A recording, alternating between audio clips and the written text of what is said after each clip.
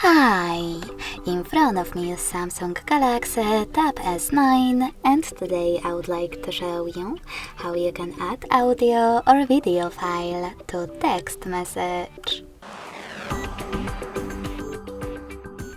Begin by opening Messages app and selecting one of your chats.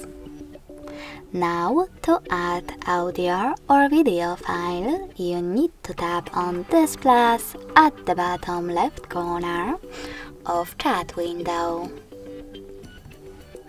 Let's start with an audio one. In order to add it, click on Files. Then pick one of those sources and hit Audio Filter at the top.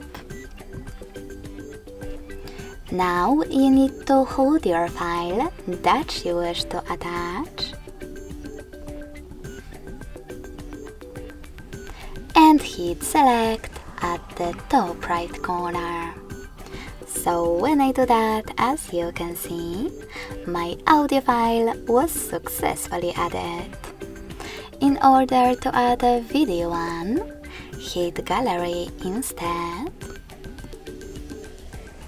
Tap on Folders, select Video, hold it, and tap on Select.